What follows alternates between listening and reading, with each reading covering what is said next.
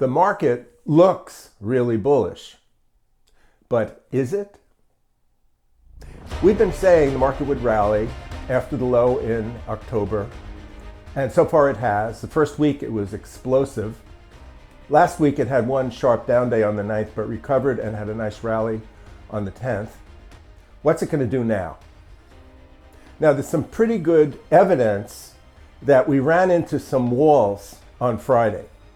It turns out we had a target on our momentum balance technique of 44.50. It got to 44.33 on the futures, and that's very, very close enough for government work. And also, if you look at the cash S&P chart, you see that market has reached the downtrend line off of the high that came in July. And it reached it exactly. And also, at the same time, it retraced 61.8% of the decline from July to October in the most recent rally. And that happened exactly on the close of Friday as well. So it's very apparent that there are two simultaneous resistance levels. Both are meaningful. Every technician in the universe is going to realize the market may be in a situation where it may not go up anymore immediately.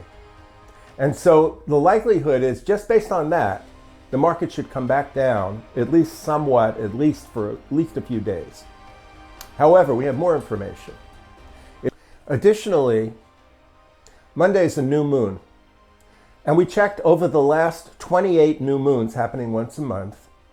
The S&Ps from that day have at least declined 60 S&P points, $3,000 on the futures, over the next 4 or 5 days. And that's happened 89% of the time, 25 out of the last 28 months. So the new moon and the double resistance would give the priorities for a down move the next week more likely than anything other.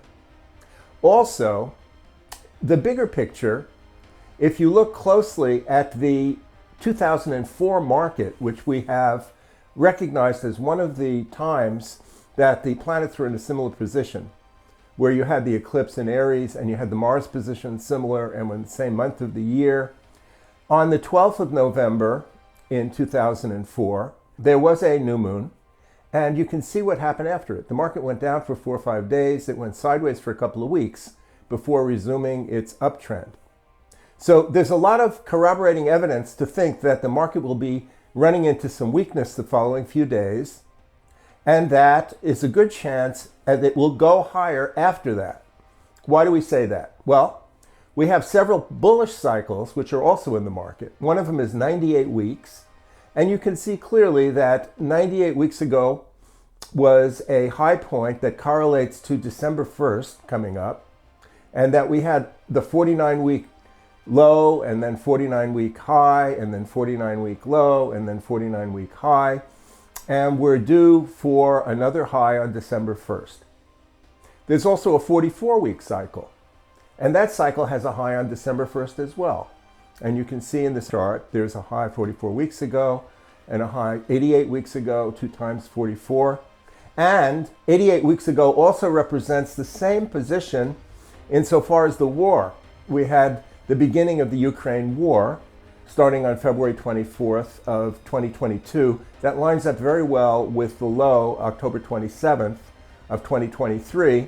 And the behavior after that was very interesting. We had a very sharp rally initially, and then it went sideways, and then it had a sharp down for a few days, ending on the 16th of November, followed by an explosive rally to complete, ending on December 1st.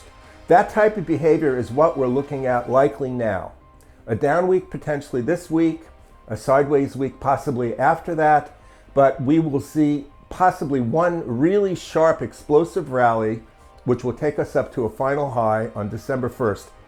After that high, if the pattern continues, the market will fall dramatically in December, and it will also probably take out the lows of this last low, this 41.25 low.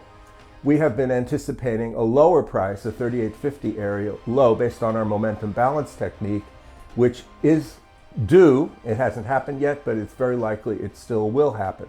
One more thing. The S&P Cash left 3 gaps in the first week off of the low between October 27th and the end of the following week. Rarely does it leave 3 gaps and not to have some part of that being filled. So since there's a good probability of at least a 60-point retrace this week, it's very likely we're going to see at least 1, possibly even 2 of those gaps filled before the market resumes on its merry way upward. I also want to remind you, on the 19th of November, we're starting our next forecasting masterclass, and you have an opportunity to catch on to exactly what we've been doing, how we do it, and learn how to forecast the market yourself.